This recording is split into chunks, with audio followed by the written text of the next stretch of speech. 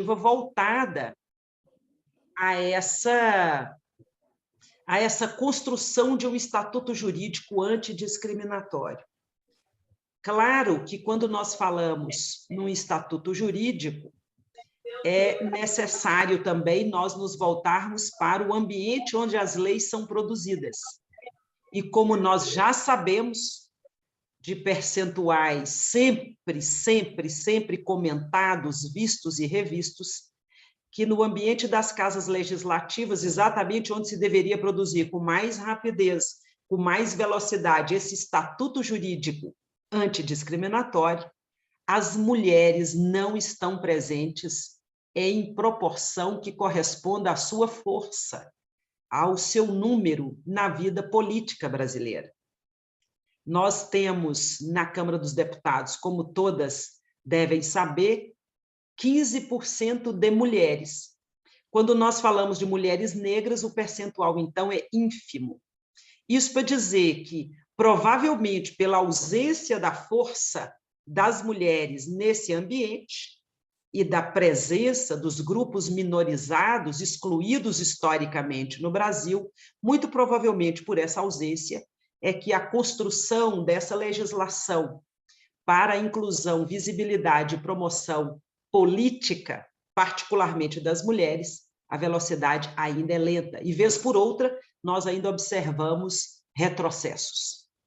Mas eu poderia dizer que, produto da luta intensa no Brasil, principalmente das mulheres, nós temos leis que prevêem as chamadas cotas, as cotas para o registro de candidaturas. Como vocês já sabem, para registrar candidaturas é obrigatório que haja, no mínimo, tanto na lista do partido como na lista da federação, e eu vou falar um pouco rapidamente sobre o tema federação, quando eu falar de desincompatibilização e registro de candidaturas, mas tanto na lista do partido como na lista da federação, há que se garantir um mínimo de 30% para o que a lei chama de sexo minoritário e que deveria ser gênero minoritário e que no Brasil é o das mulheres. Então, a primeira grande regra diz respeito ao registro. Mas é claro que só a garantia de registrar, sem que haja espaços efetivamente garantido para a ocupação e participação das mulheres, nós vamos ver que a cota de registro, sem um outro instrumento que seja o controle e a fiscalização efetivas do cumprimento e do atendimento às cotas, o assunto se transforma naquilo que nós já vimos muitas vezes, que é, por muitas vezes, a fraude nessa mesma cota, quando do registro das candidaturas.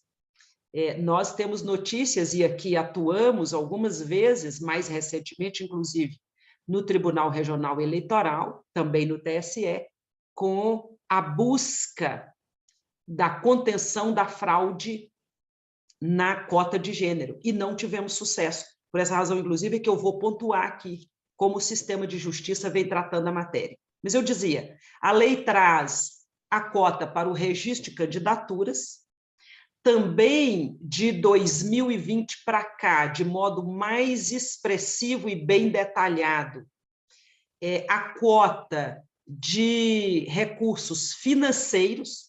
Essa cota não é de 2020, claro, ela é anterior, mas de 2020 para cá é que nós observamos um cuidado maior em estabelecer mecanismos para fazer com que o recurso chegue à campanha das mulheres.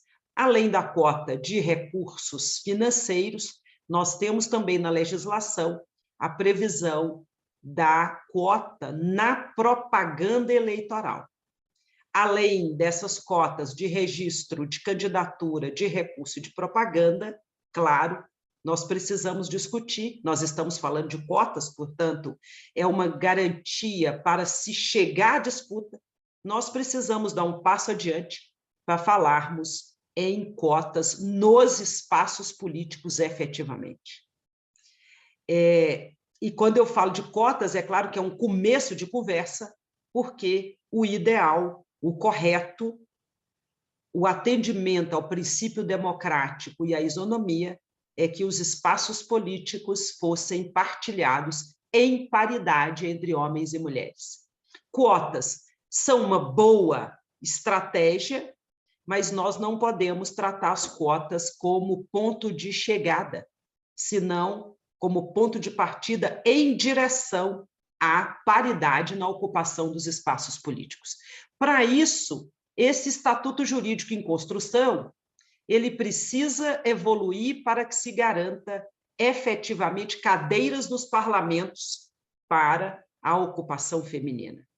Por isso que nós precisamos eleger cada vez mais mulheres para que sua voz seja ouvida, para que suas ideias e opiniões, também nesse campo das cotas, seja apresentada.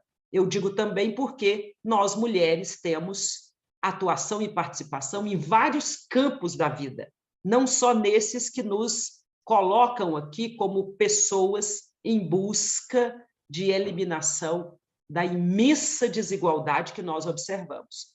Nós precisamos ocupar os espaços políticos porque as mulheres, além das questões que lhes são íncitas, as mulheres, nós todas, temos muito a contribuir em várias áreas da vida, do mundo da vida, não é? No parlamento, portanto, além de demonstrar equilíbrio e respeito à ideia de isonomia, nós temos muito a dizer sobre tributação, sobre administração, sobre direito financeiro, sobre ciência nos seus vários campos, enfim. Nós podemos fazer tudo o que nós quisermos e nós podemos, sim, ocupar todos esses espaços que estão oportunizados para os humanos, para as pessoas.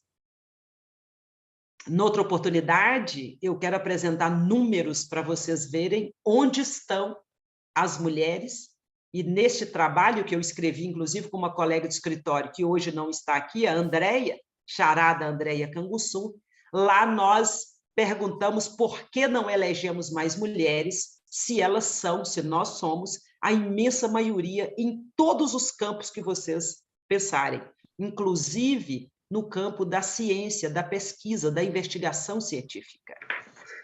Nós, mulheres, no direito, nós, mulheres, na sala de aula, na academia, enfim. Então, quando eu faço essa abertura, falando desse estatuto antidiscriminatório, é para dizer que nós precisamos trabalhar rapidamente para que ele se efetive no plano material. Cotas para o registro, cotas para os recursos, cotas para o tempo na propaganda são fundamentais para que nós cheguemos à paridade na ocupação efetiva das cadeiras públicas. Essa é a ideia. E o que nós vemos nesse cenário atual? Como eu dizia, a cota para o registro das candidaturas femininas está prescrita, prevista na lei, mas há disfuncionalidades, as chamadas candidaturas fictícias ou candidaturas fantasma.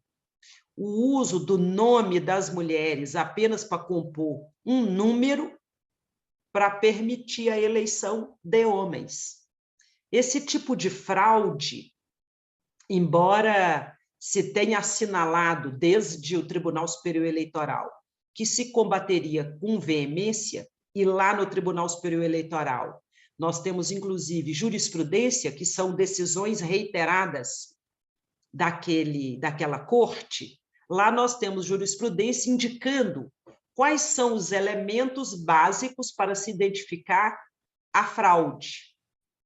Mesmo assim, dizendo o TSE que a falta de propaganda das mulheres, a falta de gastos de recursos, a falta da presença efetiva na campanha e, em casos que nós acompanhamos, as mulheres sendo utilizadas para fazer propaganda para os homens, e mais que isso, a falta da prestação de contas, diz o TSE, esses elementos seriam suficientes para, no controle dessa fraude, implicar em anulação da votação daqueles que lançaram mão da fraude, desse estratagema.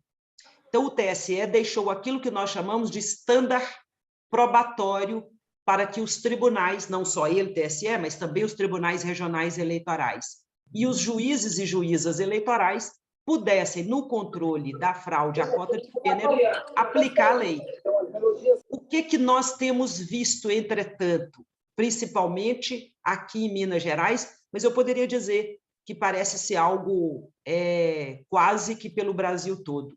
Nós temos visto uma timidez do Tribunal Regional Eleitoral em aplicar a lei para declarar nulidade de votos obtidos com essa fraude, e são, por isso, pouquíssimos os casos em que há a cassação de mandatos obtidos por meio da fraude, quando, na verdade, são muitas as situações que nós temos notícias e que nós levamos à justiça de fraude efetiva com o abuso, mais uma vez, da imagem, do nome das mulheres. Então, o que eu posso destacar nesse primeiro momento?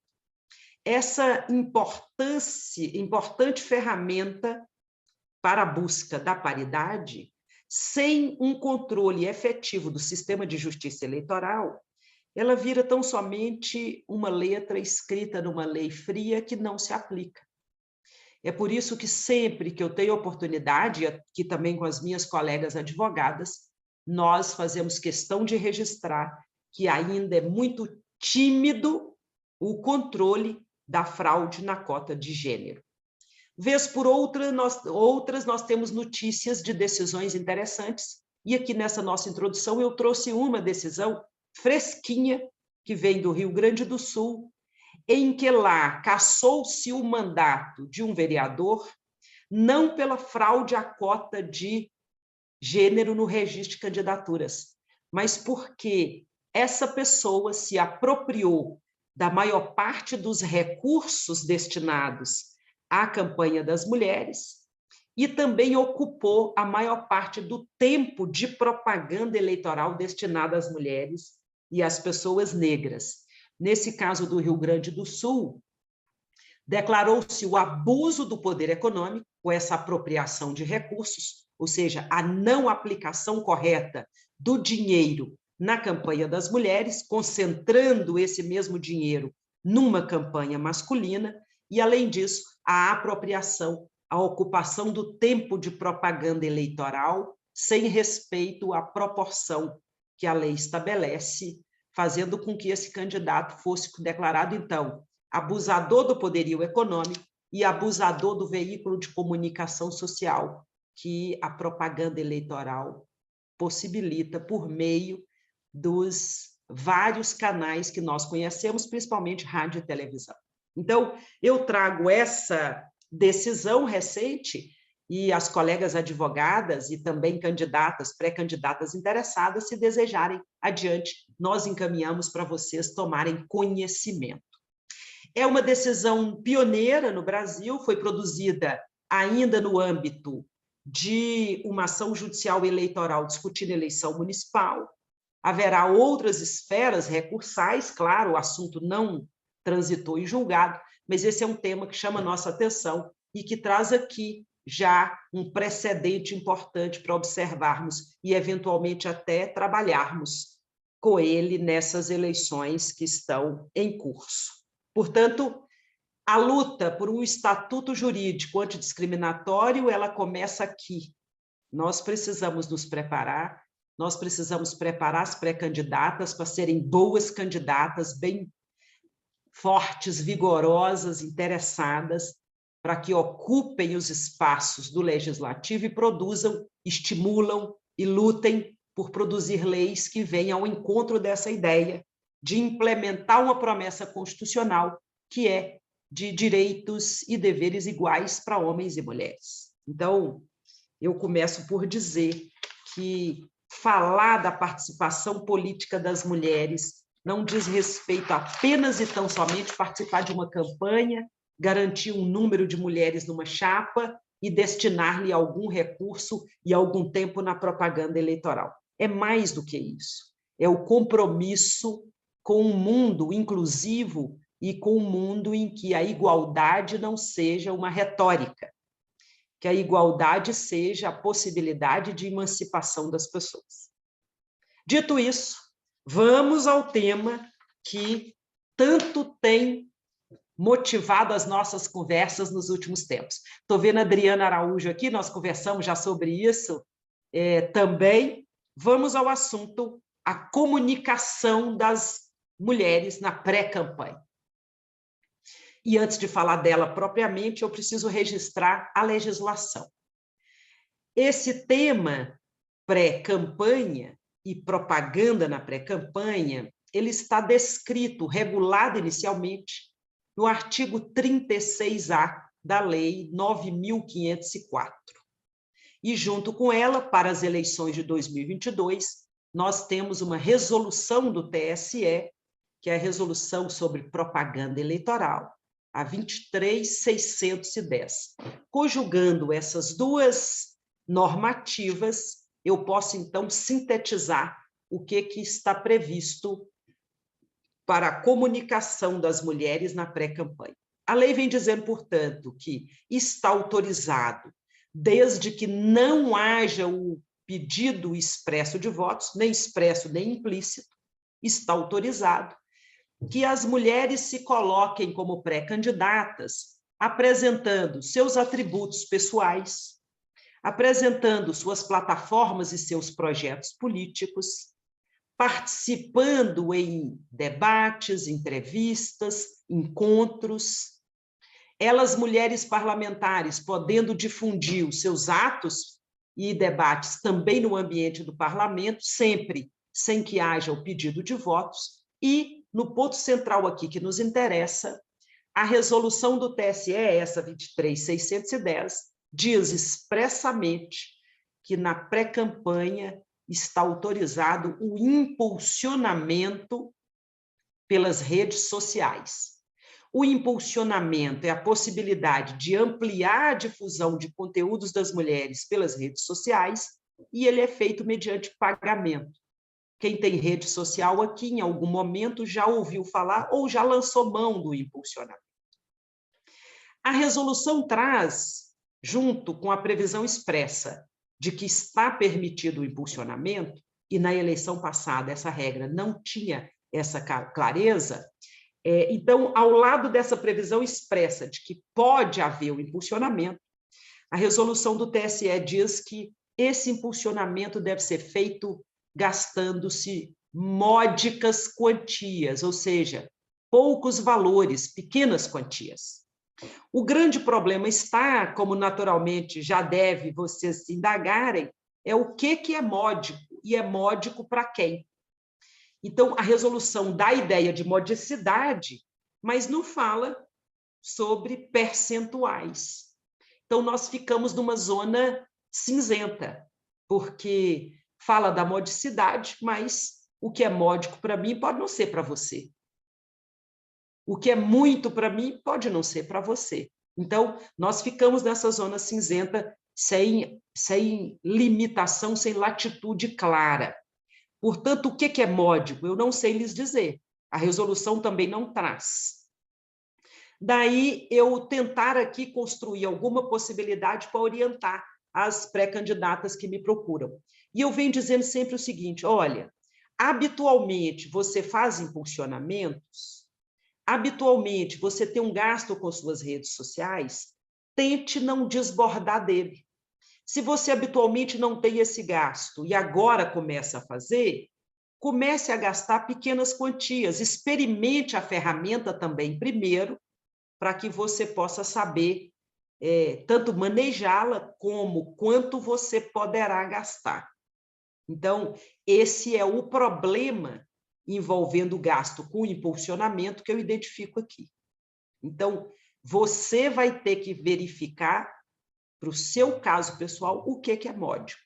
Qual é um valor que lhe parece razoável gastar com impulsionamento. Então, a atenção que eu trago para que vocês foquem é com as quantias despendidas com o impulsionamento. Já vou adiantando que só a pré-candidata é que pode impulsionar e pagar pelo impulsionamento. Portanto, é feito com o CPF da pré-candidata. Não é possível que eu, por mais que goste de uma pré-candidata, como gosto de tantas, não é possível que eu, Edilene, possa impulsionar conteúdos das redes sociais de uma pré-candidata. Não é possível que um apoiador ou apoiadora pague o impulsionamento de um conteúdo de uma pré-candidata. Então, observem que, além da modicidade, só a própria pré-candidata, na sua página, no seu perfil, na sua rede social, é que poderá impulsionar conteúdos. Outra previsão expressa da lei é que, nesse período que antecede o registro, o da pré-campanha, portanto, é possível a arrecadação prévia de recursos, aquela chamada vaquinha. Nesse tempo da pré-campanha, só se pode fazer arrecadação de recursos por meio de plataformas da internet que sejam cadastradas, credenciadas perante a Justiça Eleitoral. Então, a pré-candidata contrata o serviço nessa plataforma, e tem várias. Depois a Andréia pode sugerir para vocês algumas. Então, a pré-candidata contrata aquela plataforma, é a plataforma, é a empresa contratada que vai arrecadar as doações dos seus apoiadores e apoiadoras, e no período da pré-campanha não é possível gastar esse dinheiro arrecadado pela plataforma, pela empresa, por essa vaquinha virtual. A empresa recebe os recursos, guarda esses recursos até que haja o registro da candidata, aí sim, com a abertura da conta bancária específica, e depois dessa providência, o dinheiro arrecadado na pré-campanha chega na conta bancária da que lá era pré, agora candidata, para que ela possa aplicar na campanha eleitoral. Não há outra possibilidade de arrecadação prevista na lei para a pré-campanha. É somente esta, por meio de plataforma eletrônica dessas empresas cadastradas no TSE. Então, sempre me perguntam se seria possível, por exemplo, se seria possível eu fazer um livro de ouro e arrecadar dinheiro agora para gastar lá na campanha, ou até para gastar agora na pré-campanha. E essa conduta não está prevista na legislação. Não tem previsão desse tipo de arrecadação na pré-campanha para as candidaturas registradas. Quem pode fazer campanha de arrecadação agora é apenas e tão somente o partido. A pré-candidata pode, por meio da plataforma, repetindo, fazer esse tipo de arrecadação para gastar futuramente. Ok? Outra pergunta recorrente é se seria possível fazer impressos na pré-campanha. E eu digo a vocês que não há previsão escrita nessa legislação dizendo que é possível a utilização de impressos. Não está previsto. Também não está lá descrito que está proibido. Eu só digo sempre que é preciso muito cuidado com o material impresso, considerando também os gastos e, principalmente, o cuidado com o material impresso, porque, se você optar para fazê-lo, saiba que é uma conduta sem previsão expressa. Pode, se alguém representar a Justiça Eleitoral, e se houver ali alguma propaganda antecipada, aquela que pede voto, que faz referência ao cargo, que faz referência à disputa eleitoral propriamente dita, pode ser que você tenha que responder por uma representação na Justiça Eleitoral por propaganda antecipada. Então, o que está expressamente previsto foi o que eu acabei de mencionar. A posição de pensamentos políticos pelas redes sociais, a participação em debates e entrevistas, a realização da arrecadação prévia por meio da plataforma eletrônica e o impulsionamento pelas redes sociais. A ampla manifestação das pré-candidatas, o que nós chamamos de autopromoção, está perfeitamente permitido, desde que não haja o pedido de votos, a referência ao pleito e a referência ao cargo.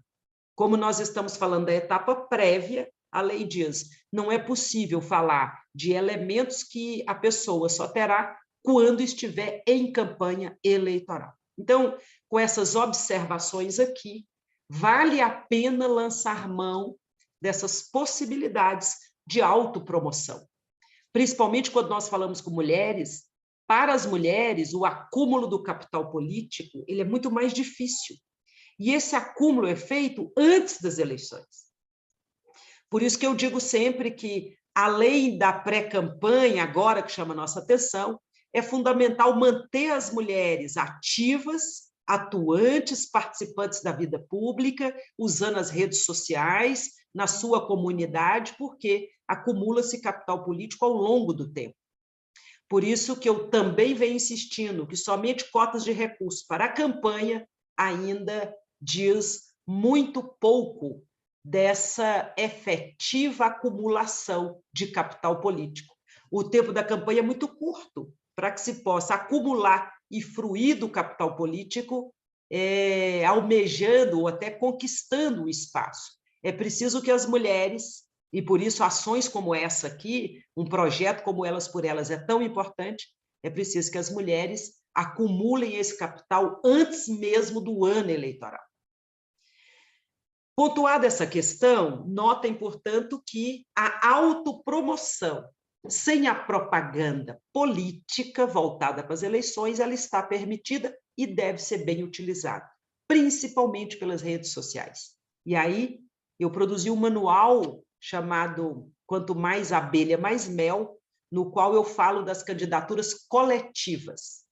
Esse manual eu produzi com colegas na universidade e vou disponibilizar também para nós, porque nesse manual eu falo, inclusive, da utilização das redes sociais, da comunicação pela internet e o cuidado com o conteúdo dessa comunicação, principalmente o cuidado com a boa difusão das propostas das mulheres. É preciso ter o que dizer, é preciso saber se dirigir ao público com o qual você se comunica e, principalmente, não permitir fake news, não permitir discurso de ódio, não permitir fofoca, enfim, utilizar esse espaço cibernético, esse espaço tecnológico, utilizar as facilidades da internet para fazer bons debates públicos. Portanto, esse material, Andréia, eu vou lhe disponibilizar para você distribuir, e eu quero colocá-lo aqui na tela rapidamente. Núbia é uma querida colega que está aqui, advogada, que vem trabalhando nesse material para adaptarmos, para utilizarmos mais facilmente na campanha. Eu espero que a gente possa, em breve, ter um material só sobre redes sociais e essa comunicação das redes sociais durante tanto a pré-campanha como a campanha, enfim, antes mesmo do ano eleitoral, nós podermos usar bem essa comunicação tão importante. Eu vou buscar o manual aqui, peço um momento só, esse manual das candidaturas coletivas, que é uma boa ideia naqueles casos em que as mulheres puderem, devem se organizar, devem se reunir para juntar forças. Talvez não foi possível você, ou por várias razões, não há condições para a sua disputa nesse momento, vale a pena você se reunir a outras mulheres para fazer uma disputa coletiva. É muito, muito interessante nós pensarmos também assim, né, nas candidaturas coletivas, para que a gente possa ampliar o espaço de participação das mulheres. O material está na tela, eu vou passar rapidamente só para vocês conhecerem. Quanto mais abelha, mais mel, dando essa ideia de que quanto mais mulheres, mais doçura para a vida em geral. Aqui estão os colegas que produziram esse material comigo, são professores, alunos. Aqui eu falo um pouco dessa participação das mulheres na vida pública e o número, né, os percentuais que estarrecem sempre. Eu deixo aqui materiais para vocês acessarem, lerem, se desejarem. Comento um pouco desse tema candidaturas femininas coletivas, digo por que é importante nós buscarmos formá-las e falo desse novo modelo comunicacional eleitoral que as redes sociais tem propiciado. Por isso, insistindo que quanto mais mulher na política, mais democracia, nós trazemos aqui algumas orientações. O que são redes sociais, como eu posso criar um perfil para aquelas pessoas, aquelas mulheres que não sabem como criar um perfil numa rede social, e aqui nós trazemos o passo a passo das principais redes sociais, das mais utilizadas, pelo menos. E logo nós falamos aqui do compromisso com a qualidade da informação e dessa conversação pública.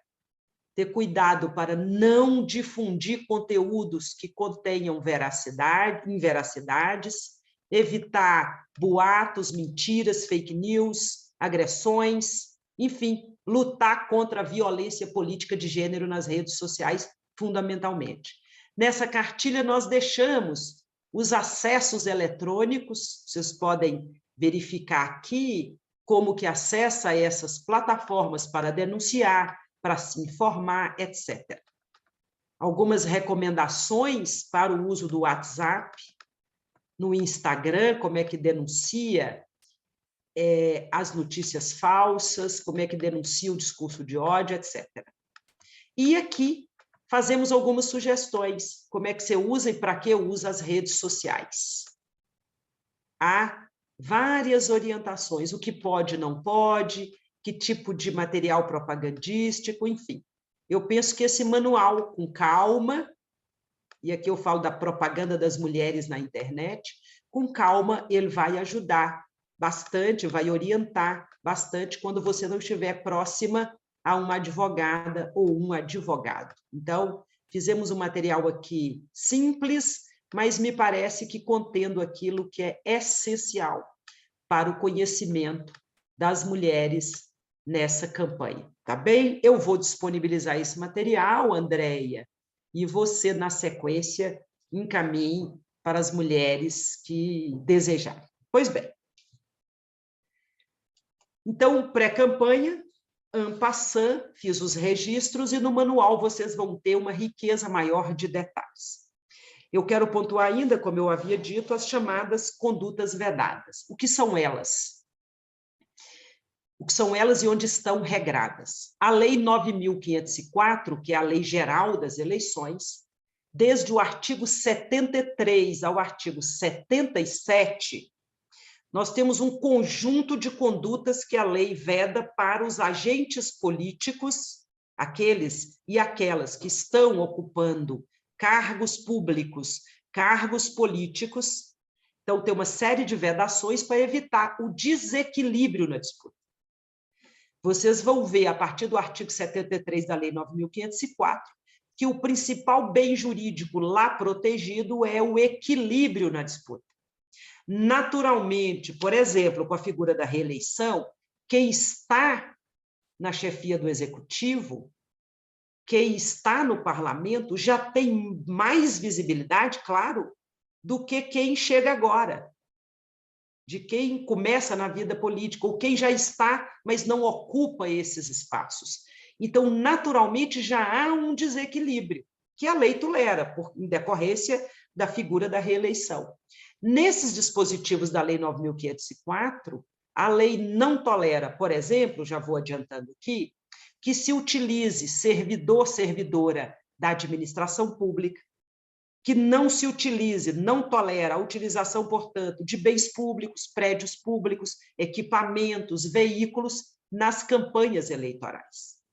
Também essa lei traz uma série de previsões para os administradores, os gestores públicos, tentando conter a distribuição de bens, valores e benefícios no ano eleitoral, voltado, claro, a impactar a escolha livre de eleitoras e eleitores.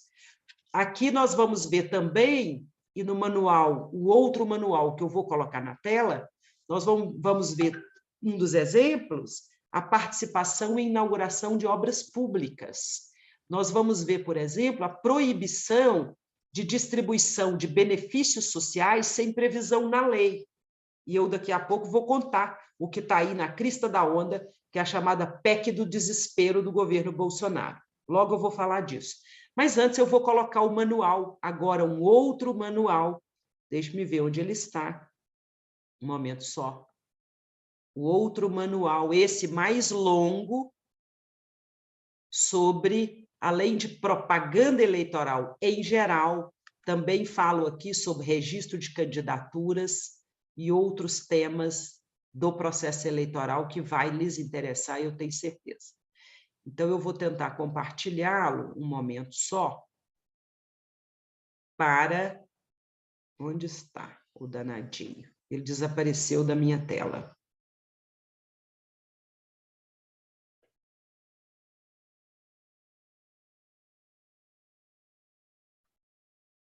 Que pena, desapareceu rápido. Mas logo eu volto e nesse manual há um detalhamento importante sobre as chamadas condutas vedadas. Eu vou descrever aqui, e vou aproveitar para fazer a leitura breve, eu vou descrever aqui, por exemplo, a distribuição de bens, valores e benefícios no ano eleitoral.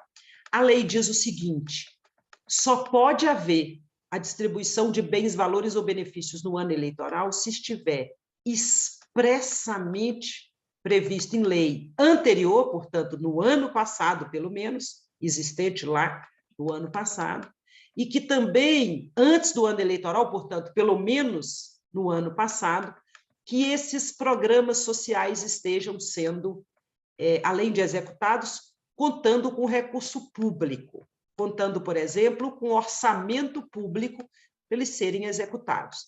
Então, o que a lei vai dizer? Olha, só pode haver a execução de programas sociais com a distribuição de bens, valores ou benefícios, desde que previstos esses programas numa lei pré-existente e que esteja em execução antes do ano eleitoral, exatamente para evitar a manipulação, exatamente para evitar o pacote de bondade só no ano da disputa. E é exatamente nesse ponto que a chamada PEC do desespero do governo Bolsonaro está chamando a atenção. Vocês todas e todos devem estar ouvindo esse bochicho por aí, não é verdade, Andréia? E o que está sucedendo? Lá no Congresso está se votando uma proposta de emenda à Constituição para flexibilizar o que a lei estabeleceu como uma exceção. O que a lei diz quando fala da possibilidade de executar programas sociais no ano eleitoral, prevendo lei antecedente e previsão orçamentária também antecedente? Ela está dizendo que tem que ter planejamento e, claro, não podem ser programas de ocasião. Mas a lei prevê a hipótese da emergência, da urgência, da calamidade pública. Aquilo que a urgência da vida não permite programar. Então, a exceção legal é essa. Tem que haver toda essa previsão, portanto, está vedado executar esses programas sem esses pré-requisitos. A única exceção está para atender situações de calamidade pública, de urgência pública, enfim, de emergência social. Então, a exceção é essa. O que a PEC do desespero traz? Permite elastecer completamente a ideia de calamidade, de urgência e de emergência, a priori dizendo que há um estado de calamidade ou de emergência generalizado. Significa que os controles sobre a execução dos programas sociais, eles ficam completamente desarmados. Então, por isso que também vem se dizendo que essa PEC praticamente confere ao governo, e não só ao governo federal, porque naturalmente os governos estaduais vão lançar mão da ideia, vão lançar mão do conceito elástico de estado de emergência que a PEC traz, e a partir daí vão querer também executar aquilo que lhes interessar, particularmente interessado em votos, não em atender a situação de atenção aos grupos mais vulneráveis socialmente. Então, nesse grande conjunto de condutas vedadas, e a atenção central está na execução de programas sociais, com a PEC a ser aprovada, e tudo indica que ela finaliza aprovada, nós vamos observar praticamente uma terra sem lei na execução desses programas sociais, principalmente pelo governo federal e pelos governos estaduais. Há uma série de outras condutas vedadas que aqui não me deterei, claro, no manual vocês vão encontrar mais bem delineadas essas várias condutas, mas eu focaria por hora nessas. E quero chamar a atenção de vocês. Olha, muitas vezes quando as pessoas me perguntam como identificar, eu digo que uma dose de bom senso que orienta a nossa vida ajuda bem. E o primeiro exercício de bom senso é assim: isso que eu estou vendo, por exemplo, uma pré-candidata ou um pré-candidato usando o veículo do Estado, do governo federal, da prefeitura, para a sua autopromoção, usando um aparelho da repartição pública para ficar nas redes sociais, gastando energia elétrica, um telefone, usando a impressora, o papel, usando a sede daquele órgão público. Quando eu observo isso, eu vejo alguém fazendo isso, parece a você que é razoável? Claro que não. Pode ter certeza que se você nota essa estranheza, tem uma coisa errada. Então, a lei vai dizer, não é possível se apropriar do que é público para a promoção individual de uma pessoa, ou mesmo que de algumas pessoas. Não é possível apropriar do público, daquilo que é de todos e todas, para que se beneficie algumas pessoas. Então, há uma série de condutas, há uma série de previsões, e eu chamo a atenção para que vocês fiquem bem atentas, tanto para não praticarem, como para não deixarem que pratiquem. Basicamente, é o uso dos bens públicos, é o uso da estrutura pública, é o uso dos serviços públicos, o uso de programas sociais para o benefício pessoal, o uso de servidores e servidoras em geral. Eu falei de inauguração de obra pública porque eu preciso dar um destaque. A lei diz de modo genérico, aí é para qualquer pessoa que seja pré-candidata, está proibido desde amanhã, dia 2 de julho, a participação de qualquer candidata ou candidato em inauguração de obra pública. E participação aqui é, inclusive, estar na plateia. Não significa presença na mesa de cerimônia apenas. Então, fiquem atentas, bem atentas, cuidado com a inauguração de obra pública, porque desde amanhã pode permanecer havendo inaugurações, mas não pode haver a participação, senão pode configurar uma conduta vedada. Então, muita atenção agora, que às vezes, de modo despercebido, nós estamos circulando pela cidade, observamos um evento dessa natureza e achamos que não tem problema estar nele. Pré-candidatas, a partir de amanhã, não podem estar em ambientes que haja inauguração de obras públicas. E eu falava que também registraria sobre desincompatibilização. Servidoras públicas têm que se desincompatibilizar, se afastar do cargo público. Aquelas que são efetivas se afastam com direito à remuneração. As que são contratadas temporárias ou designadas, lamentavelmente, têm que pedir exoneração, porque exatamente para evitar que se utilize da estrutura pública nas campanhas eleitorais. Então, quando nós falamos de desincompatibilização, é esse afastamento obrigatório para as servidoras públicas a partir de amanhã, para aquelas que são servidoras efetivas na estrutura comum da administração. Aquelas que são dirigentes sindicais deveriam ter se afastado desde o mês passado, porque tem que se afastar com 4 meses antes da eleição, e aquelas servidoras interessadas na arrecadação tributária, elas têm que se afastar 6 meses antes da eleição.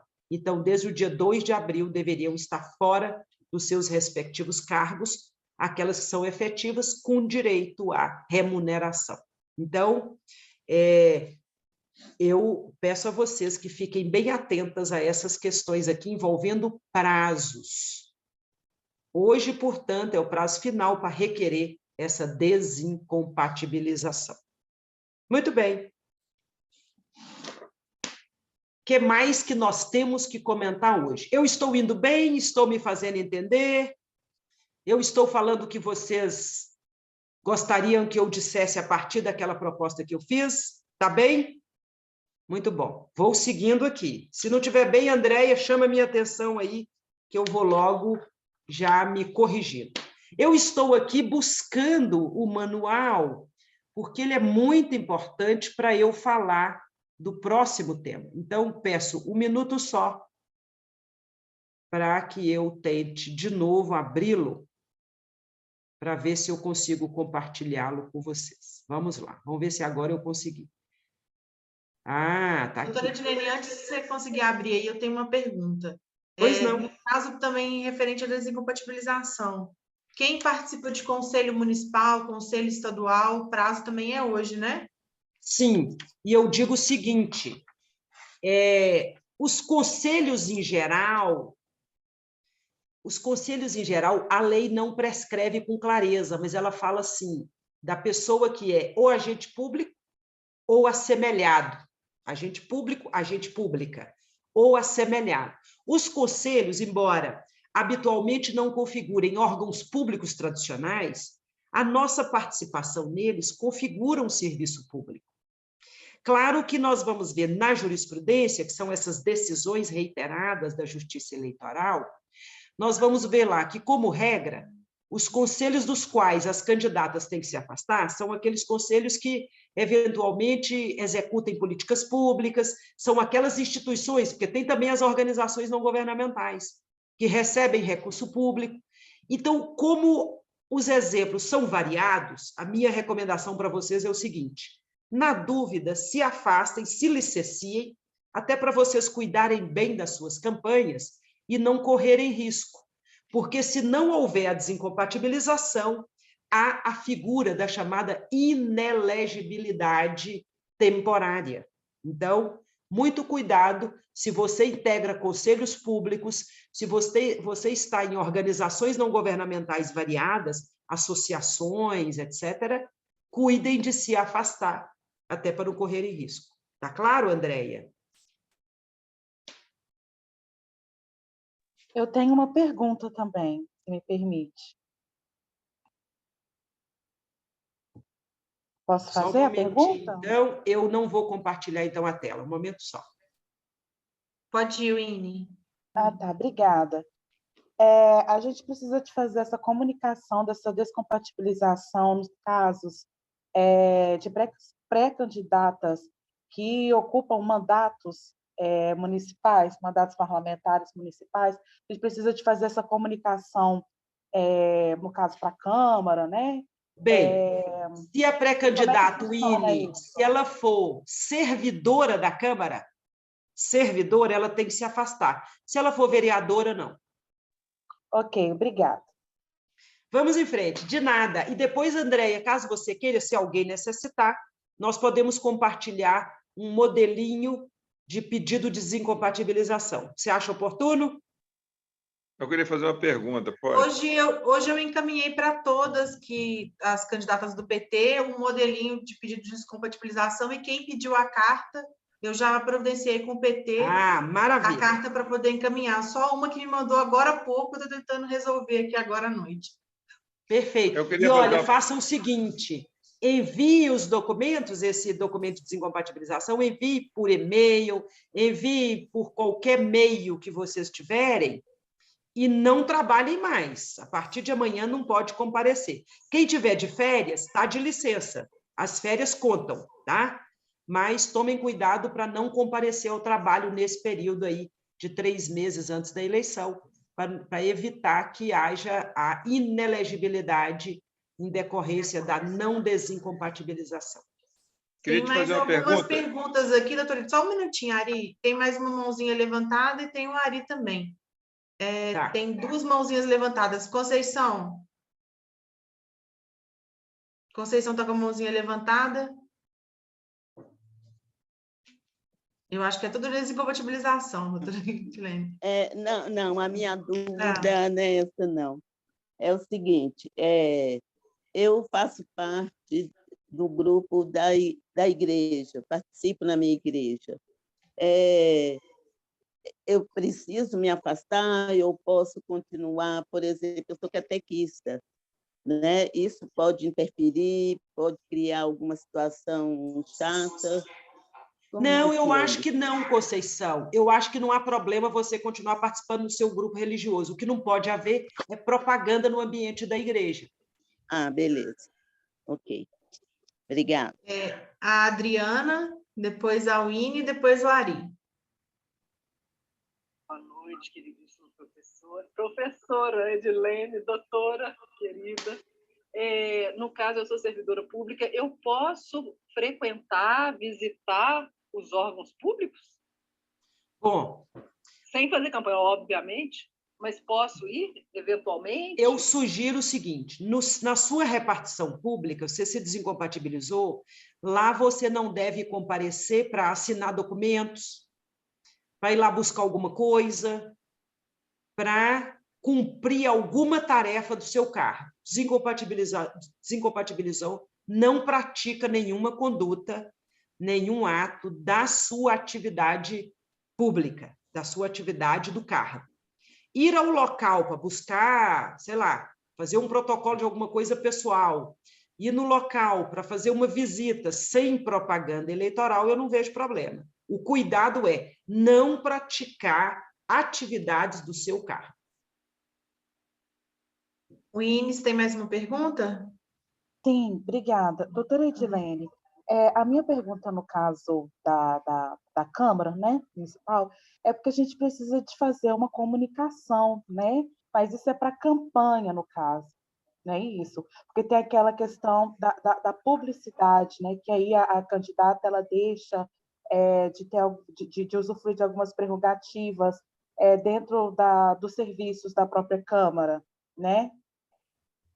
Eu acho que você está falando de outra coisa, Winnie, veja se eu entendi bem. Não tem nada a ver com a descompatibilidade. Não é desincompatibilização, tem a ver com uma conduta vedada que a lei vai estabelecer, que é até importante registrar, com a sua pergunta eu posso completar, que é o seguinte, a lei vai dizer também que a partir de amanhã, 2 de julho, não pode haver publicidade institucional. Por isso que circulou pelas redes sociais, não sei se vocês estão vendo, um comunicado do governo federal que vai criar redes provisórias do governo. Suspendeu aparentemente, todas as redes de comunicação tradicional do governo e vai criar redes provisórias. A justificativa é assim, como não pode ter nada de publicidade institucional, eu, o governo federal, não vou correr o risco, vou suspender todas as minhas redes e vou abrir redes só para publicar o que é obrigatório. Por exemplo, extrato de contrato, portaria de nomeação, decretos, documentos que a publicidade ela não pode ser afastada, não pode ser retirada. A publicidade em geral de obras, serviços, programas, etc., a partir de amanhã ela está vedada, proibida. Portanto, a indagação é, também parlamentares estão proibidos de fazer publicidade institucional? E a resposta é sim. Aqueles parlamentares, aquelas parlamentares, as casas legislativas que envolvem a disputa eleitoral, as casas estaduais e as casas federais, portanto, elas também, assim como os parlamentares, não podem fazer publicidade institucional.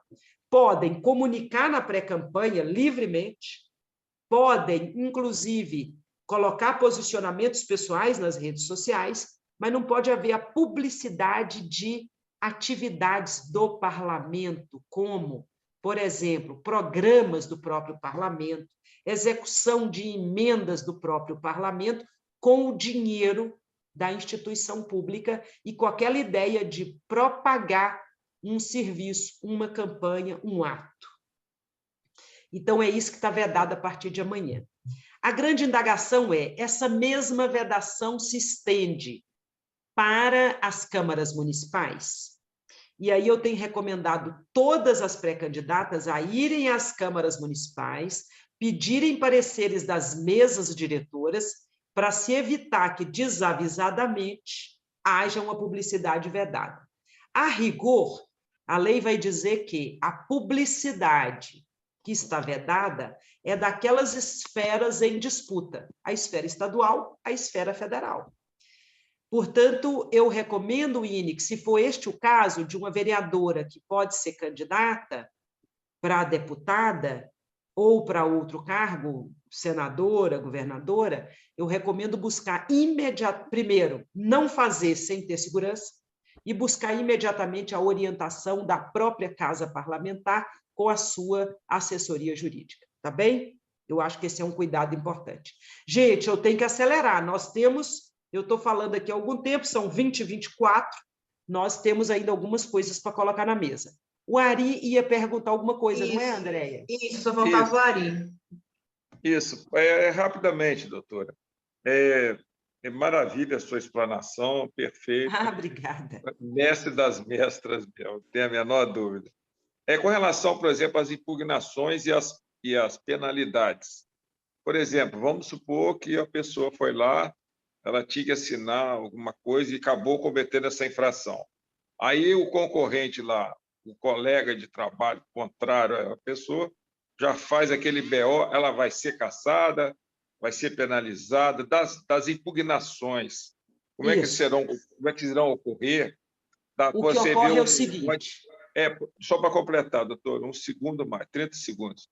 Então, por exemplo, você vê, o próprio presidente fazendo motociata, palanque, subindo, discursando, fazendo tudo. E como é que fica o TRE? Estou falando o exemplo máximo, e o do lado, aquele partido contrário, tem aquele deputado ou deputada que está lá e cometendo aquelas infrações, como nós devemos proceder. Perfeito. Eu vou focar, Ari, no assunto desincompatibilização, porque o caso do Bolsonaro, os abusos são tão extensos que nós precisaríamos de alguns dias. Então, você me permite falar só de desincompatibilização. Eu falava que é obrigatório esse afastamento pela lei. Aí a pessoa vai lá, assina o papel, manda, requer o afastamento, mas continua lá no ambiente de trabalho como se não tivesse saído do cargo. A legislação aplicável, que virou jurisprudência, diz assim: se trata de uma falsa desincompatibilização, que ela é só de direito, não é de fato. Nesse caso, se houver a impugnação ao registro da candidatura, comprovada que a desincompatibilização se deu somente no papel, na prática ela não sucedeu, pode sim haver a cassação do registro da candidatura. Então, é importante ficar muito atento e atenta, porque, às vezes, desavisadamente, para colaborar com o trabalho, nós aparecemos lá para assinar um papel que ficou para trás, enfim, não façam isso. Há o risco de se configurar desincompatibilização só de direito e não de fato. E, do mesmo modo, observem, se colegas que são candidatas estão praticando tal conduta, você precisa observar e, eventualmente, até ou impugnar aquele registro ou denunciar, ok?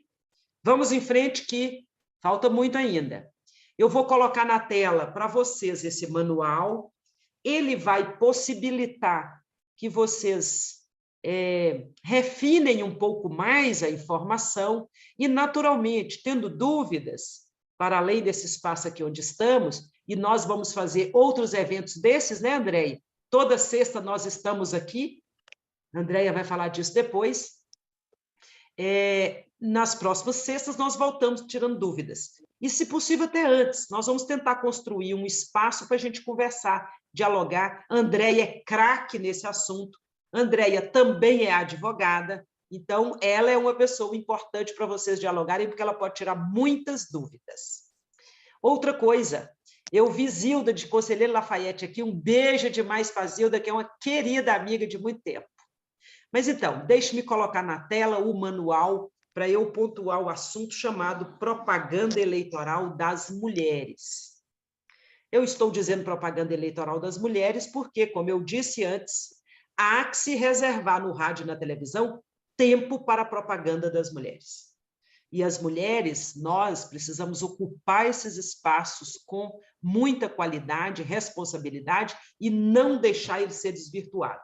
E mais que nada, na propaganda em geral, não tolerar, principalmente pelas redes sociais, a violência política na campanha eleitoral contra as mulheres, principalmente mulheres negras. Então, é com esse estímulo que eu gostaria que vocês acessassem os 2 manuais. O primeiro já mostrei, o segundo vou colocar aqui agora, que trata da propaganda eleitoral. Então, vejam esse manual, eu coloquei aí. Ele é bastante extenso, mas aí vocês vão tirando, lendo por partes, as partes mais interessantes para vocês. Aliás, eu queria agradecer imensamente a minha equipe, em especial a Andréia Lemos, Andréia e Rafael.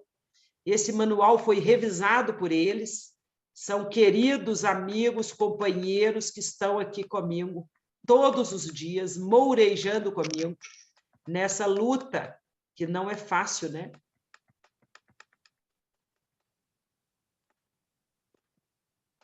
De falar de um direito antidiscriminatório.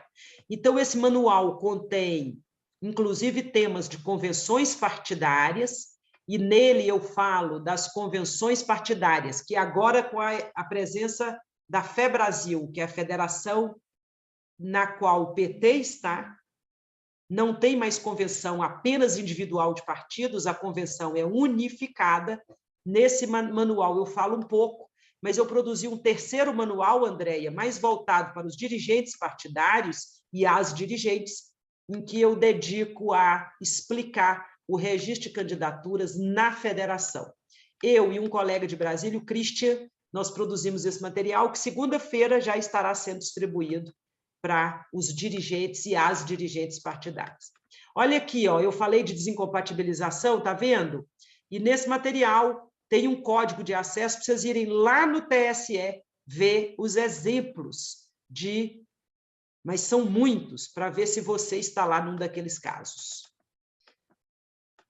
Eu falo aqui da FEBrasil, né, a lista, falo da data da convenção, falo da ata que registrar essas deliberações, comento uma série de assuntos aqui que interessa principalmente aos dirigentes e às dirigentes, mas também a candidatas e candidatos, porque tem temas de grande relevância. Para vocês terem ideia, só pode registrar a candidatura das mulheres se elas autorizarem. Tem que ter um documento expressamente autorizativo do registro da candidatura das mulheres, exatamente para evitar a fraude.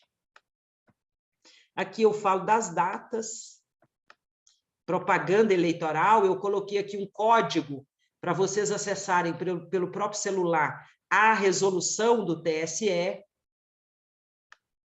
Trago aqui as linhas gerais, o início da propaganda, inclusive na internet, a propaganda geral.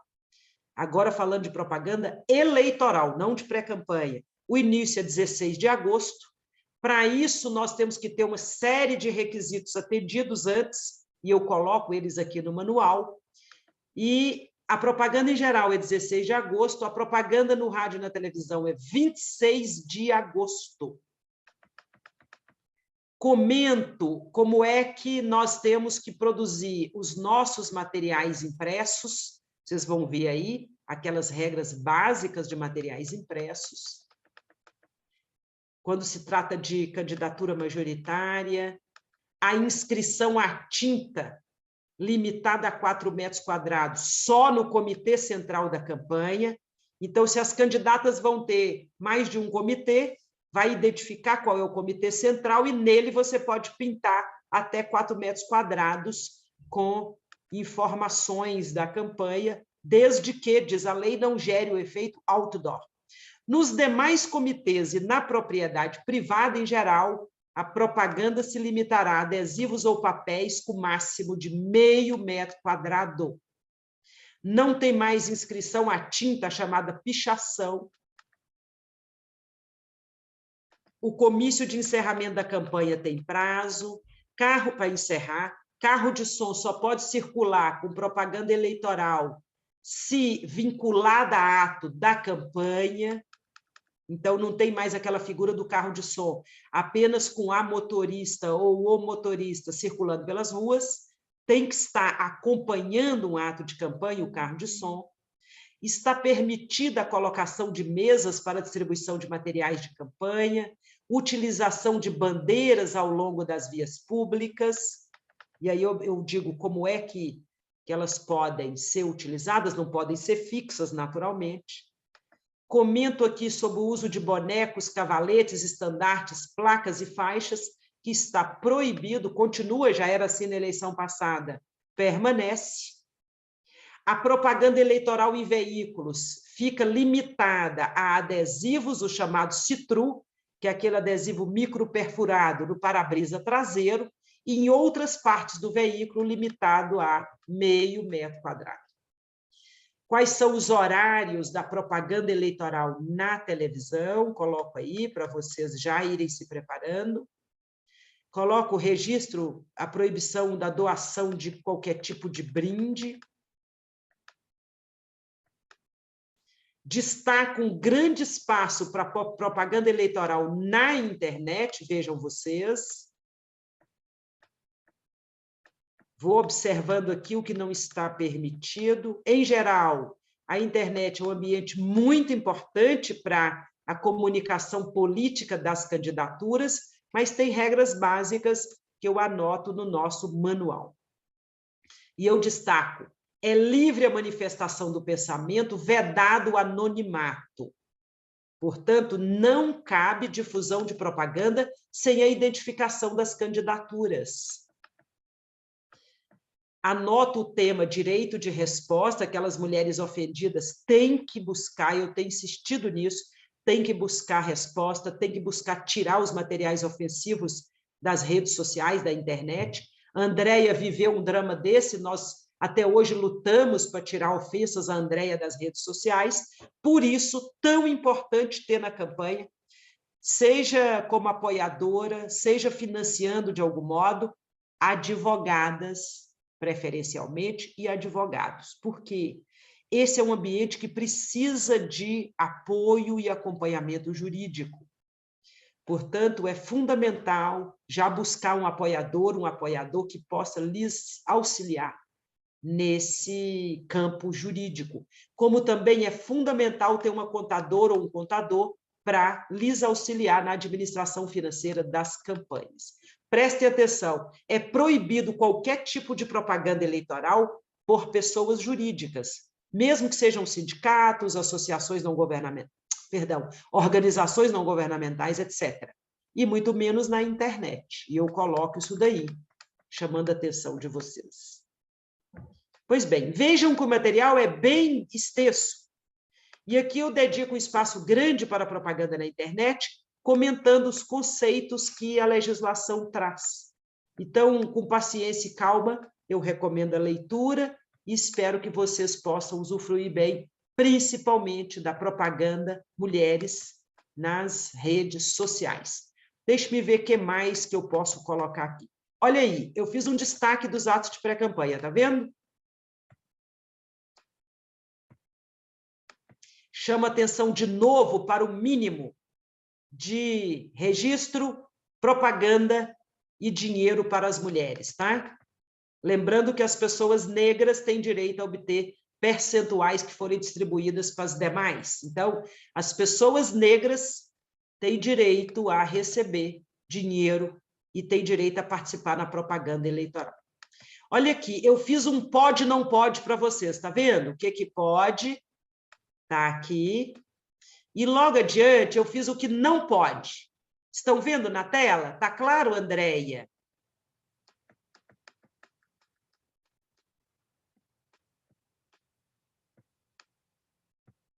Eu coloco um xizinho aí para lembrar daquela estratégia, né, do X vermelho na mão para denunciar abuso.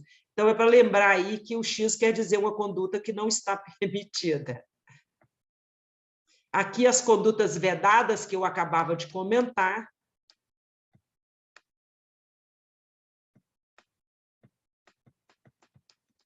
Falo dessa distribuição gratuita de bens E aqui tem um vasto material também sobre movimentação financeira na campanha. Eu não vou abrir esse texto, ele é relativamente grande, porque hoje nós não vamos falar de arrecadação financeira. Mas esse manual, com a maior alegria, eu lhes digo, ele vai permitir que vocês se orientem, se informem e fiquem firmes e bem aparelhadas para a campanha. Andréia, querida, eu paro aqui para nós ouvirmos, né, as nossas meninas pré-candidatas que queiram dialogar conosco. Muito obrigada, viu? Obrigada, doutora Edilene, muito obrigada. Tem mais algumas perguntas. A Sâmia tem uma pergunta também. Acho que o dela ainda é de desincompatibilização. A Adriana ainda tem pergunta. Se mais alguém que quiser fazer alguma pergunta, a gente levanta a mãozinha. E o Júlio também quer perguntar. Então, a Sâmia, vou passar primeiro para ela.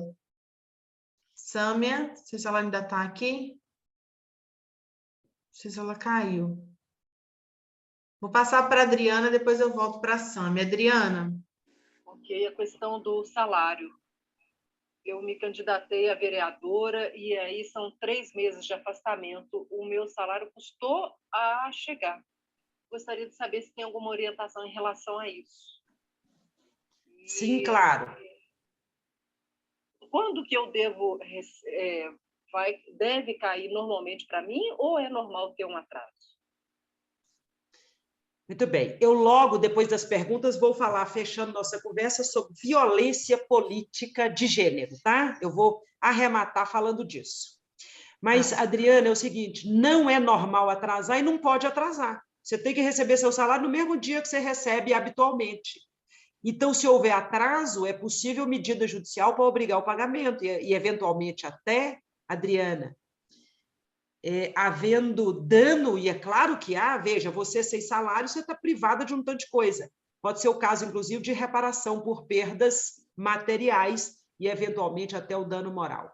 Não tem nenhum sentido no atraso do pagamento, tem que cair no mesmo dia que você sempre recebeu. Sâmia. Oi, boa noite, gente, tudo bem? Eu gostaria de saber, no caso, a gente deu entrada no pedido de desincompatibilização hoje. Eu não tive a resposta ainda quanto ao deferimento ou indeferimento. E eu tenho que trabalhar amanhã, então eu não posso comparecer ao trabalho. Não, não pode. Agora, Evanildo, depois Conceição. Obrigada. Nada, querida. Não compareça ao trabalho e acompanhe. Você fez o protocolo correto do pedido, você acompanhe o ato que declarar a sua licença. Então, observe bem e acompanhe. Cuidado para eles não te deixarem sem a licença expressa ou te induzirem a ficar faltosa. Então, fique atenta, tá? Acompanhe o seu pedido de afastamento. E não vá trabalhar. Doutora, mas no caso, mesmo sem a resposta, o fato de eu ter documentado resguarda esses dias que eu não vou trabalhar, isso? Sim, claro, resguarda. Ah, sim, compreendi. Obrigada. Nada. Boa noite a todos. Pode ir, Evanildo. A minha dúvida é sobre as mídias. O pré-candidato e agora na pré-candidatura e durante a campanha. Que tipo de mídia que pode ou não pode usar? Por exemplo, outdoor, televisão, rádios, panfletagens. A dúvida é essa. Que tipo de mídia? Principalmente outdoor, que tem gente que adora colocar em outdoor.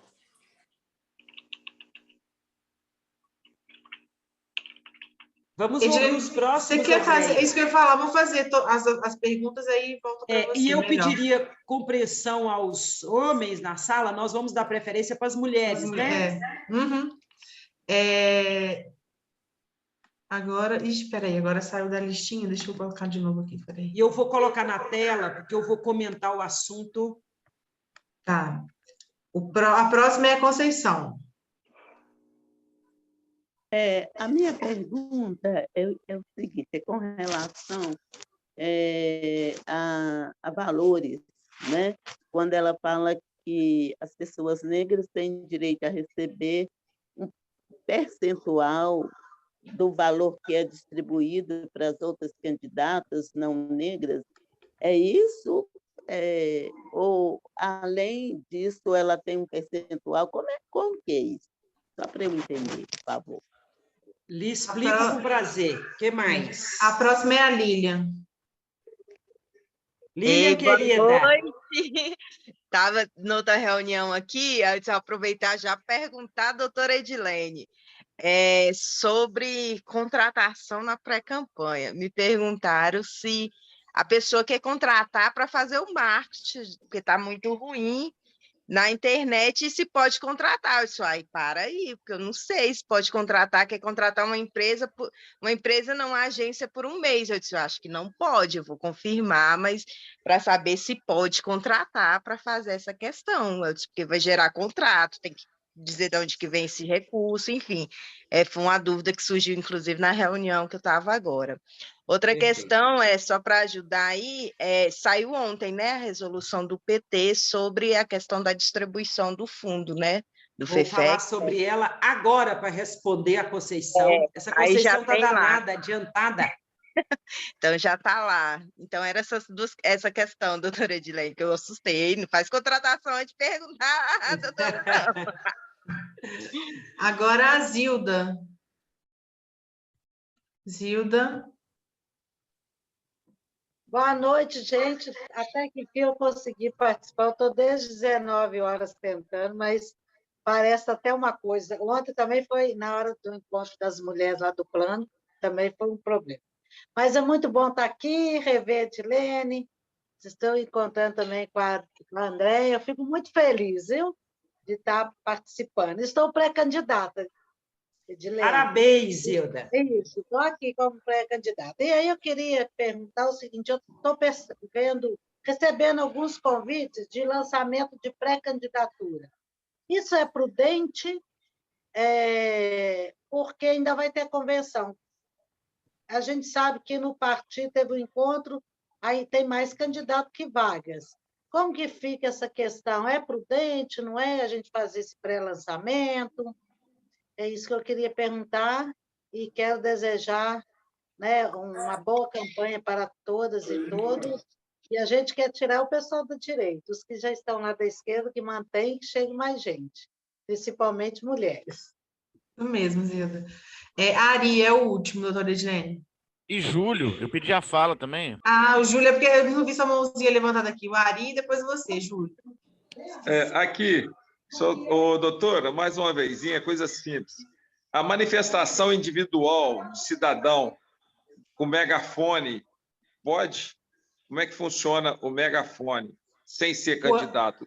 Quando isso? Hein? Qualquer Agora? momento. Eu já estou com o megafone Agora, na já? rua. Não estou fazendo campanha. Eu estou denunciando situações. Eu, como cidadão, posso utilizar, claro, sem citar nomes, deputada ou deputado, ou presidente, ou governador, ou senador, claro. Mas eu posso manifestar sempre como cidadão. Por exemplo, não foi feita determinada obra, entendeu? O governador não mandou a situação, eu uso o megafone na rua, eu posso continuar usando? Agora o Júlio. Primeiramente, boa noite. Primeiramente, boa noite, doutora Edilene, Andréa Canguçu, secretária de Mulheres do PT, né, pela construção do evento maravilhoso e sempre muito intuitiva a todos. Doutora, a pergunta ela é um pouco complexa, mas é por causa da minha surpresa. Eu sou Júlio, vice-presidente do PT de Coronel Fabriciano e estou na colaboração da campanha da companheira Elisa Costa, de Valadares. Eu fui surpreendido na quarta-feira, dia 29, agora do 6, ao ver um canal nosso no YouTube, o Opera Mundi, a doutoranda Joyce Luz, falando sobre uma questão da contagem de voto em dobro para pessoas negras na efetivação dos votos válidos para ascenderem ao mandato legislativo. Eu achei isso um pouco estranho, porque eu nunca tinha ouvido falar dessa dessa possibilidade? Não sei se essa legislação é uma legislação nova, não sei se a doutora também tem conhecimento, mas se não tiver, onde a gente pode consultar isso? Porque isso impacta muito no resultado final das eleições. Obrigado a todos. Terminou as perguntas, doutora Edilene. Muito bem. Para você. Se nós não conseguimos falar de violência política de gênero, nos manuais também eu exploro um pouco isso, tá? E talvez a gente fazer um seminário, Andréia, só para falar de violência política de gênero. Núbia está aqui, é uma minha querida companheira que discute o assunto comigo sobre redes sociais. Lavínia também é uma super interessada sobre o tema. Então, talvez valeria nós pensarmos em fazer um seminário só para tratar de violência política de gênero nas redes sociais. Vai ser legal, não vai? Então, eu vou evitar de falar o tema aqui agora para a gente tirar as dúvidas que me parecem são as mais prementes, não é? Muito bem. Então, primeiro de tudo, no manual, segundo manual que eu apresentei, lá eu destaco o que a legislação permite na pré-campanha, tá? E o que a legislação permite na pré-campanha? Participação em encontros. Eu não vou abrir o manual aí para não poluir a tela, porque eu quero colocar na tela agora a resolução que fala de financiamento de candidaturas. Então, eu vou fazer a leitura aqui mesmo e depois vocês acompanham com mais atenção, tá? No próprio manual. Mas no manual eu fiz um sumário para facilitar, eu trago, então, o que está escrito expressamente na lei do seguinte modo. Minutinho só.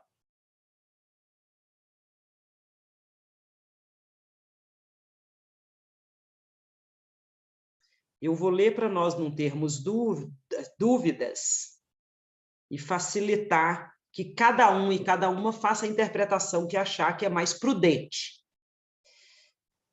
O que diz a lei como atos de pré-campanha que não são considerados propaganda antecipada?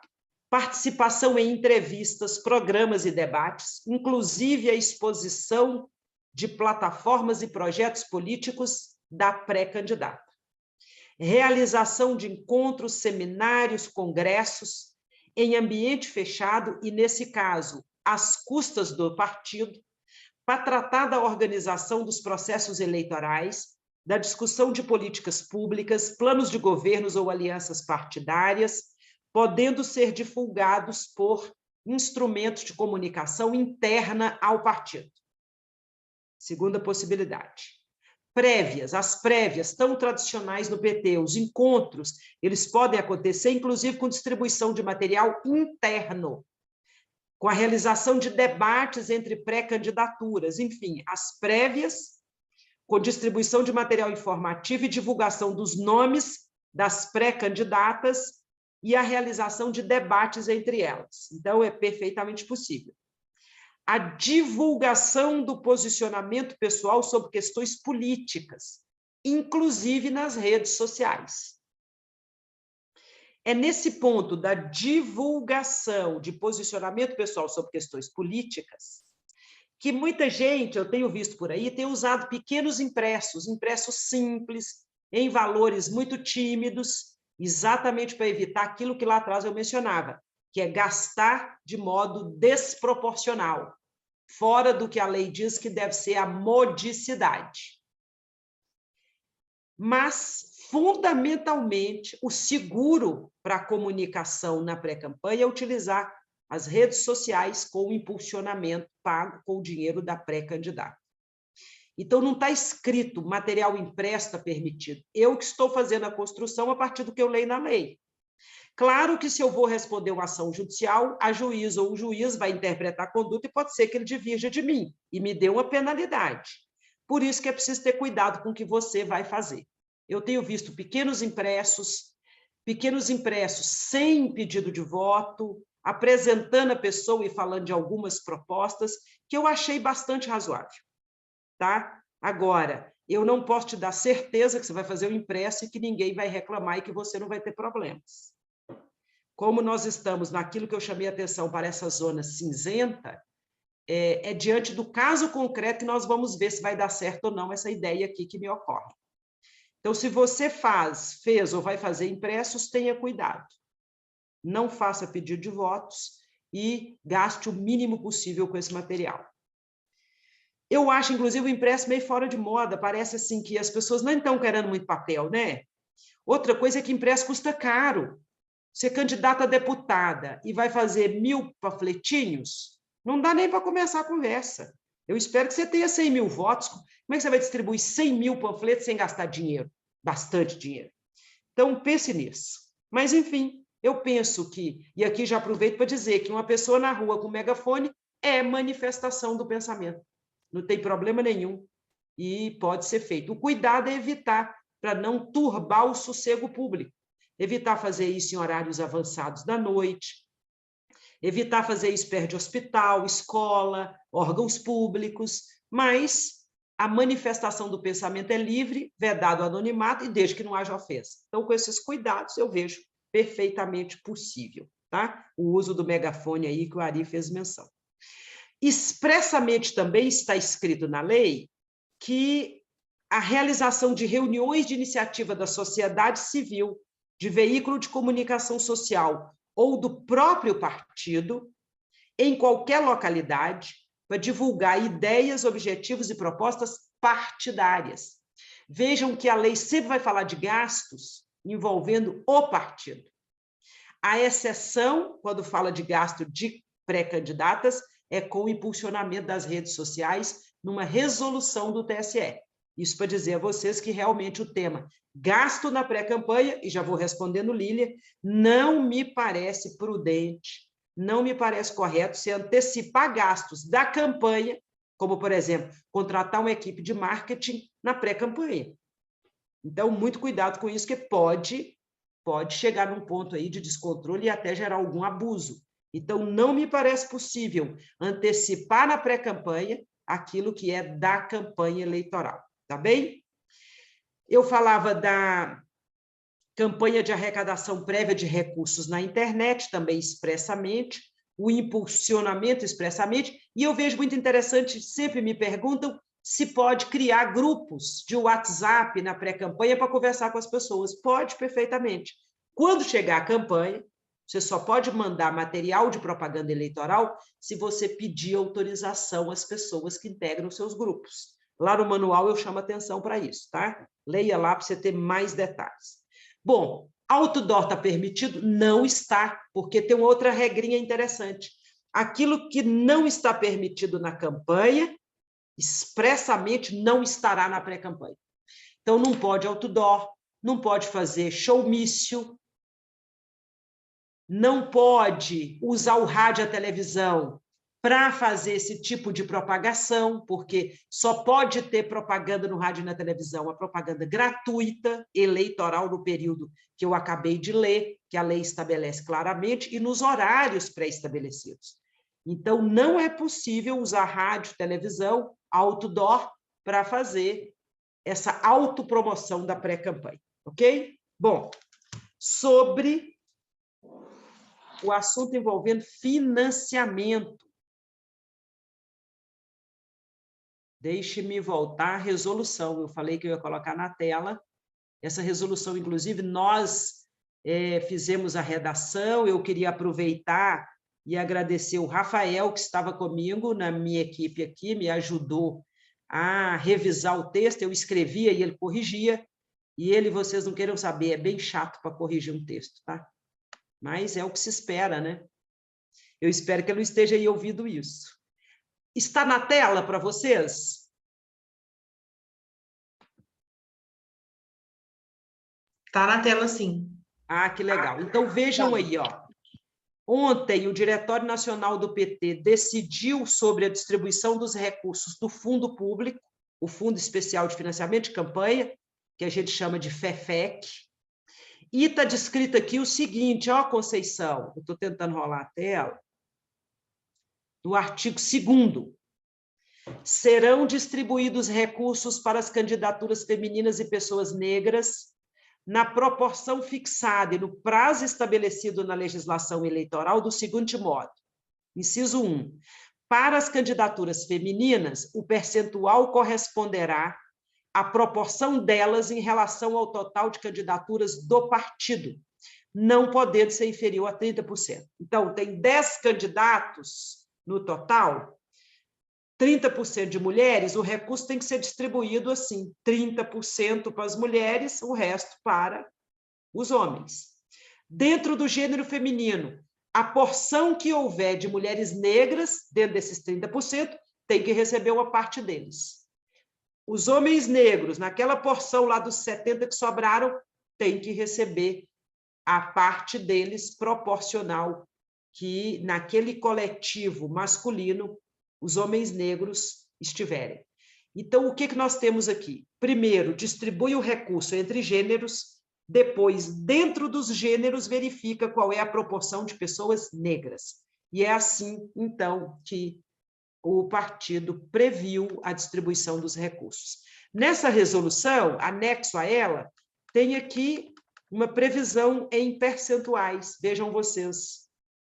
Então, isso vai facilitar bem vocês verem e compreenderem como é que funciona essa distribuição de recursos. Essa resolução já está, se não está hoje, amanhã, com certeza, nas páginas do Partido dos Trabalhadores, e você poderá consultar bem. Então, Conceição, é isso. O recurso distribuído para as candidaturas vai ter que contemplar mulheres e mulheres negras, homens e homens negros. É isso. Sobre... Eu tenho uma pergunta sobre isso, doutora Edilene. Lá está 30%, mas a resolução ela fala que se for maior o percentual das mulheres, ele vai ser readequado, né? Com certeza. Isso, porque ele tem que ser na proporcionalidade, né? E aqui em Minas Gerais, a gente tem mais candidaturas de mulheres na chapa estadual, principalmente. Na chapa federal, eu acho que é uma só a mais do que o mínimo de 30%. Mas na estadual, nós temos a mais. O que foi orientado para a gente dentro da construção nacional é que a chapa, esse quantitativo ele vai ser fechado a nível nacional, são todas as candidaturas, né? E esse percentual de cada estado, por exemplo, Minas vai ter mais. Como é que vai vir esse recurso para Minas, o que for a mais de Minas? Vai ter um rateio nacional? Como é que vai ser feito isso nacionalmente? Então, já vou te explicar que essa parte é bem complicada mesmo. Primeira coisa, o quantitativo de candidaturas femininas será avaliado nacionalmente. Então, começa por aí. O dinheiro do fundo é separado, no mínimo 30%, tomando os números nacionais. Se tiver mais de 30% de mulheres no conjunto de candidaturas no Brasil inteiro do partido, terá que ter mais de 30% de dinheiro. Por isso que, nesta resolução, nós fazemos uma previsão lá de que deverá haver essa observação depois do registro para ajustar percentuais. Como é que você vai distribuir a partir de cada estado? Além de ter contas próprias para essa distribuição, você vai ver lá, descrito na resolução, tem um comitê gestor acompanhando a execução todo dia. E a Comissão Executiva Nacional é que vai verificando como é que faz essa distribuição. Num primeiro momento, Andréia, é claro que essa conta, me parece, deve ser feita a partir das candidaturas para os cargos federais. Depois é que vão distribuir recursos para os cargos estaduais. Mas eu chamo a atenção que lá na resolução está descrito o seguinte, com todas as letras, e eu fiz questão de perguntar várias vezes. Está descrito o seguinte, vou até abrir aqui para não errar, tá? Senão eu falo bobagem, vocês me pegam. Está escrito assim, quer ver? Olha que importante. Todas as candidaturas, artigo 4º, todas as candidaturas majoritárias e proporcionais do PT, de acordo com as prioridades e estratégias estabelecidas pela Comissão Executiva Nacional ou Diretório Nacional, receberão recursos do Fundo Especial de Financiamento de Campanha. De um jeito ou de outro, receberão. Pode ser, por exemplo, material impresso, pode ser, por exemplo, materiais institucionais gerais que podem ser utilizados para as campanhas locais. Então, assim, a Comissão Executiva Nacional, com o Diretório Nacional e o Comitê Gestor que vai acompanhar, com essas estratégias traçadas, de acordo com cada lugar, é que vão poder detalhar e refinar mais depois que a lista de candidaturas estiver fechada e todas as mulheres registradas, ok? Por fim, Ok. 21h03, nós estamos 3 minutos atrasadas, mas é por uma boa causa. A pergunta sobre voto em dobro, o que é isso? Olha, primeiríssima coisa. O que a legislação diz sobre votação e contagem de votos? Votos válidos são aqueles dados nas candidaturas, ou seja, nominais, nas federações, nos partidos, tá? Então, com a figura da federação, eu tenho uma federação, vou lançar um candidato majoritário, o presidente Lula, 13. Você vota 13, está votando na legenda, está votando no próprio Lula e também está dando votos para o conjunto da federação. Bom, aqui eu dei o exemplo de majoritária, não é muito bom para revelar o que eu quero contar para vocês com a pergunta do esqueci o nome dele, do Felipe? É Júlio. Do Júlio. Então, vamos lá. Então, a lei diz, votos válidos são aqueles dados a candidatos e a legendas partidárias. Deles estão excluídos os votos brancos e os votos nulos. Outra coisa, o voto tem um único peso e um único valor. Uma pessoa, um voto. Pronto. O que nós temos de novidade? Para a formação do fundo partidário no ano que vem, o fundo partidário é o dinheiro público que os partidos recebem ao longo do ano, fora das eleições. Na eleição é Fundo Especial de Financiamento de Campanha, FEFEC. Então, o que nós temos agora que é uma novidade que está na própria Constituição? Houve uma emenda que inseriu essa regra que eu vou comentar. Para a formação do fundo partidário, a partir do ano que vem, 2023 até 2030, são dados votos em mulheres e pessoas negras, desse modo que eu contei. Um eleitor, uma eleitora, um voto. Pois bem, eu então voto em mulheres negras. Muita gente vota nas mulheres negras. O partido que tiver muitos votos em mulheres negras, para a formação da distribuição do dinheiro do fundo partidário, que para haver essa distribuição conta com o número de deputadas e deputados federais, a emenda à Constituição, que agora virou uma regra constitucional, diz assim: o voto dado às mulheres e às pessoas negras, aquelas mulheres e pessoas negras eleitas para o Congresso, para a Câmara Federal, e que vão tomar posse em 2023, esse voto dado, quando eu for distribuir proporcionalmente o fundo partidário, aquele partido que tiver mais pessoas negras, mais mulheres, o voto dado nessas mulheres e nessas pessoas negras, para fins de formar o fundo partidário, ele será contado em dobro. Então, é isso. Quanto mais mulheres, quanto mais pessoas negras, mais possibilidades de ter dinheiro do fundo partidário a partir do ano que vem, os partidos têm. É isso. Não tem nada a ver de uma pessoa votar 2 vezes ou contar o voto em dobro agora. É apenas, então, somente para formar o recurso do fundo partidário destinado aos partidos de 2023 até 2030. Ok?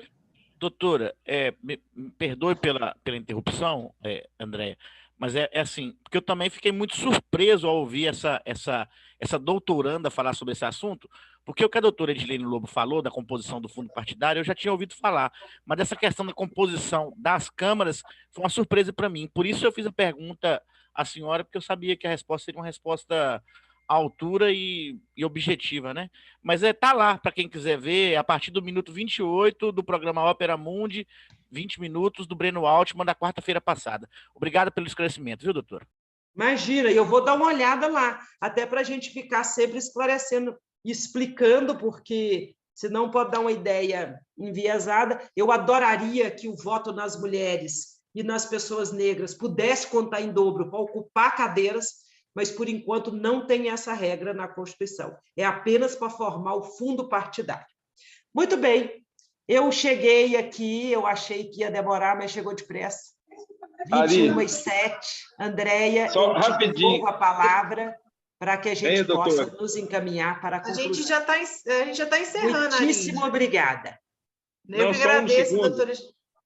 10 segundos só, é só uma pergunta rápida. O que ela falou da nacional, da verba do fundo, as federações todas entram também, todos os partidos, ou cada partido tem sua verba separada do PT? Essa é a pergunta principal.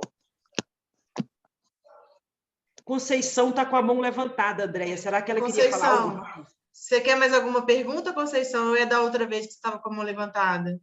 Não, é outra pergunta, sim. Pode fazer, Conceição. Eu fiquei pensando aqui, na forma que ela explicou com relação à distribuição, né, dos recursos, se dessa forma não corre o risco das pessoas negras, principalmente as mulheres, receber valores menores, não? Eu fiquei com essa dúvida. Você diz, Conceição, em relação aos homens? Não, porque você explicou, né, que é tirado tipo uma média nacional, não é isso? Que aí vem o recurso para os estados. E aí, dependendo do número de candidatos masculinos, vem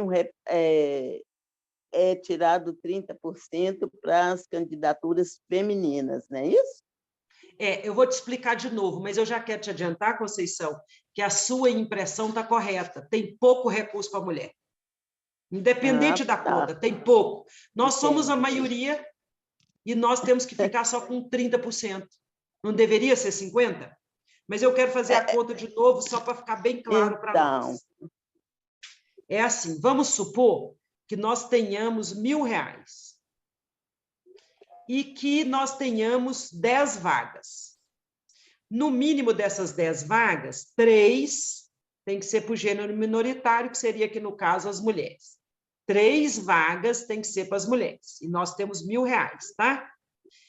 Sobram 7 vagas para os homens. E nós temos R$1.000 para distribuir. A lei diz, R$1.000, no mínimo, R$300 vai para as mulheres. Aí eu tenho R$300. Os outros R$700 para os homens. Então, eu tenho 3 mulheres. Dessas 3, tem uma mulher negra. Esses R$300, note, uma mulher negra vai ser 1/3 do número de mulheres. 1/3 dos 300 tem que ir para a mulher negra, R$100, portanto. Tá?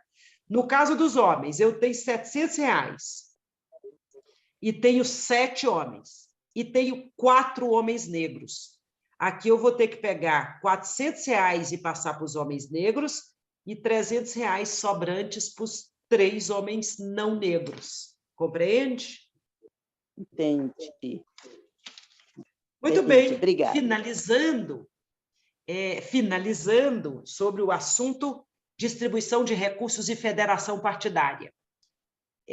A federação é uma associação de partidos para disputar o pleito. Isso não retira a autonomia dos partidos para a gestão financeira e para o tratamento das suas questões internas. Então, o dinheiro público destinado ao PT é o PT que faz sua gestão e gasto, o dinheiro público destinado aos outros partidos da federação são eles que administram e gastam. É o registro de candidatura que daqui para frente será feito exclusivamente pela representação da federação. Nos estados vai ser constituída uma comissão provisória da federação, porque, como o nome já diz, a federação tem representação nacional. Então, para facilitar, a direção nacional da federação nomeia as comissões provisórias nos estados. Diz o Estatuto da Federação FEBrasil que os representantes, os membros das comissões provisórias da federação nos estados são os presidentes e presidentas dos partidos em cada um dos estados e do Distrito Federal que compõem a FEBrasil. Então, em Minas Gerais, quem vai compor a comissão provisória da FEBrasil?